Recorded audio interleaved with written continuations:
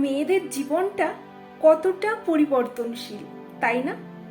ছোটবেলায় সেই গামছা মাথায় জড়িয়ে বড় চুল বানানো, মায়ের শাড়ি পরে বউ সাজা, মায়ের সাজের জিনিস দিয়ে নিজেকে সাজিয়ে তোলা, খেলনা বাটি নিয়ে রান্না করা, তাও আবার মায়ের কাছ থেকে চেয়ে আনা আলুর খোসা, পটলের খোসা দিয়ে সেই পুতুল খেলা, পুতুলটাকে নিজের মেয়ে বানিয়ে তাকে খাইয়ে দেওয়া, ঘুম পাড়ানো।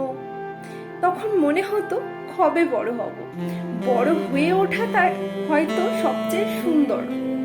ছোটবেলাটা মন থেকে অনুভব করার আগেই বড় হওয়ার তাড়া থাকতো আমাদের। গরমের ছুটির দুপুরবেলায় মাকে জড়িয়ে শুয়ে থাকা, আর মা ঘুমিয়ে পড়লেই উঠে পড়ে সারা বাড়ি ঘুরে বেড়ানো, খুটখুট করা, কমিক্স বই পড়া, শুকতারা, আনন্দমেলা, চাঁদমামা পড়া, বাবা অফিস থেকে ফিরলেই জাপটে জড়িয়ে ধরা আর উকি ঝুঁকি দেওয়া যে কি নিয়ে এসেছে বাবা আমার জন্য। সকালে ঘুম থেকে উঠতে না চাইলে মা বাবার আশকারা, আহা আর একটু না হয় শুয়েই থাকুক মেয়েটা। মায়ের কাছে পড়া, আর পড়া না পারলে কান মোলা খাওয়া। বিকেলবেলা মায়ের হাত ধরে গান আঁকা শিখতে যাওয়া, ফেরার পথে বায়না আইসক্রিম খাবো, ফুচকা খাবো, আর মায়ের সেই বায়না মিটিয়ে দেওয়া।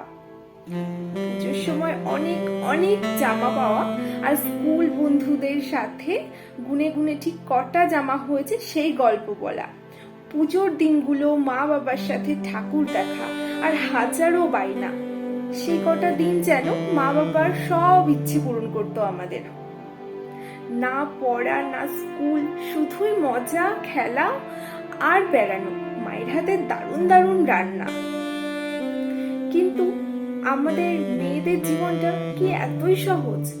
ছোট্টবেলাটা কি তাড়াতাড়ি না কেটে যায়? এই যেন সেদিনের কথা। কিন্তু যেটা আমরা চেয়েছিলাম ঠিক সেভাবেই খুব তাড়াতাড়ি আমরা বড় হয়ে উঠলাম। কলেজ, ইউনিভার্সিটি, চাকরি সব পেরিয়ে বিয়ে, সন্তান, সবকিছুই মা বাবার সান্নিধ্য ছেড়ে নতুন পরিবেশ সেখানে মানিয়ে নেওয়া। আমাদের সমাজে কিছু মেয়ে সেই নতুন জায়গায় ভালো থাকে, আর কেউ থাকে না।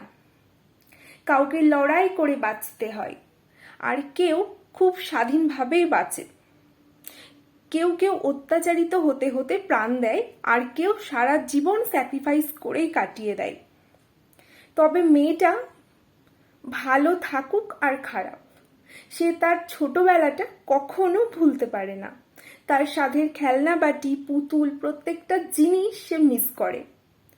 আজ তার সত্যিকারের রান্নাঘর, তবুও সেই রান্নাবাটি খেলার সময়কার আনন্দ আর কোথায়।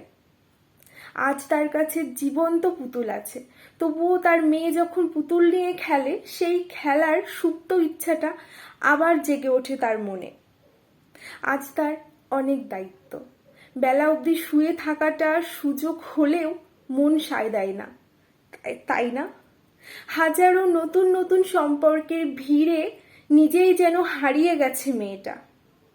মেয়েরা কখনো তার মেয়েবেলাকে ভুলতে পারে না। বড়বেলাটা যে বড্ড কঠিন, বড্ড বাস্তব। ছোট্টবেলার কান্না পেলে মায়ের কোলে মুখ গুজে হাউ হাউ করে কাঁদতে পারা মেয়েটাও আজ নিস্তব্ধে কাঁদতে শিখে গেছে। ছোটবেলার খেলাটাও বড়বেলার বাস্তব হয়ে যায়, কঠিন বাস্তব। সত্যি মেয়েবেলাটা বড্ড মিস করি।